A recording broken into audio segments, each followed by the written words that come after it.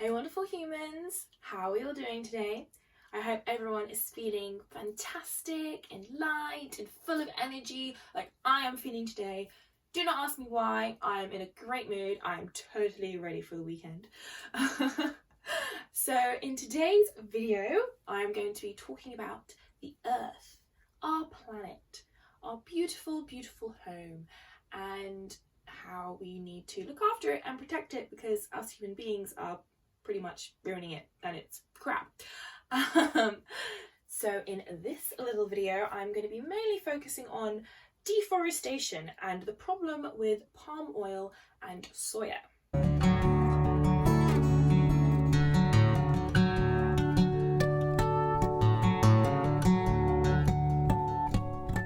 So when I was in my first year of uni, this is like 4 years ago now, I needed a job for the summer when I was back home in London. So I went on Indeed, I think, and I came across this advert to work for Greenpeace, to be a fundraiser. And I was like, great, fantastic. I love Greenpeace, I love what they do, I love their ethos, and I want to learn more about the environment and our planet Earth and all the things that we need to do to try and make sure that we can sustainably live on the beautiful home we call Earth. And I only really spent a few months working for them, mainly because I was actually very bad at fundraising. I think at the time I was going through quite a lot of like anxiety and stuff, so I just wasn't very actually good at being able to stop people in the street and talk to them, which was the whole point of the job. But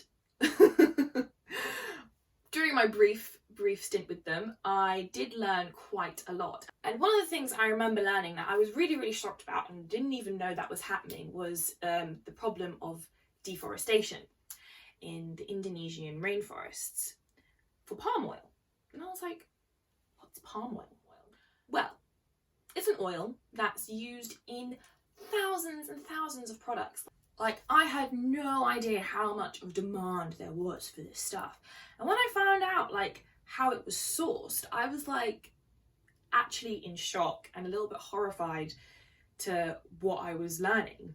Thousands of great ancient rainforests being cut down on an epic scale, which of course is a massive problem for climate change, as well as pushing out the indigenous people that live there and poor adorable orangutans that inhabit those rainforests just dying, like almost pushed to the point of extinction. Oil palms are grown in many tropical countries, but Indonesia are the largest producers in the world, making them the third biggest emitter of greenhouse gases in the world. They bulldoze and tear down acres and acres of trees and replace them with palm oil plantations. Clearing out forests like this just produces so much greenhouse gas, and clearing out all of these trees is kind of stupid because they absorb the carbon dioxide. So all this carbon dioxide is just going more and more and more into our atmosphere. Plus, like trees, they're our oxygen. It's what we need to live, what we need to breathe. Like, it's crazy how people can just tear down beautiful ancient trees that have been standing so long before we were even born. Like, come on. Plus, these poor orangutans, like, they have orphanages in Indonesia for baby orangutans that have lost their parents due to the cutting down of the trees, and trees either falling on them, branches hitting them and killing them. Like, it's absolutely awful. I remember 4 years ago when I was working for Greenpeace, one of the main things they were tackling at that time was Colgate, the toothpaste company. Because I remember they were huge partakers in the cutting down of the Indonesian rainforests to source all this palm oil, which is kind of crazy because it's toothpaste, right? And you're thinking, well, what do they need palm oil for in toothpaste? And it was not for the toothpaste, it's to make their casing shiny. Like, companies like Nestle, Unilever and Mars have all been called out for using dirty palm oil. But thanks to people like Greenpeace and other eco-warriors around the world, these companies have promised to stop using dirty palm oil by this year, 2020. But there's still so much more that needs to be done. Like, if palm oil is such a necessity and we need it that badly, then why don't we just find and make a very suitable, sustainable way of sourcing this palm oil instead of cutting down all these beautiful trees that we need to breathe? No? Yes? No? Maybe? about palm oil. Now I'm going to talk about the problem with soya. This one is new to me. I must admit, I did not learn this one when I was working for them lot. It was something I just discovered. But soya. See, because I always thought soya was mainly used for like soya milk, or like, you know, meat substitutes, you know, like corn, and other meat substitutes that are out there, you know, soy-based products, which they are. But I didn't know that most of the soya that people import, well, the UK import, or globally gets imported around the world, is to feed animals like chickens, pigs, and cows. I understand that people want to eat meat. I mean, I eat chicken, for example. Like, I mean, we've been eating meat for thousands of years. I'm not trying to say people, hey, stop eating meat because it's bad for you, blah, blah, whatever.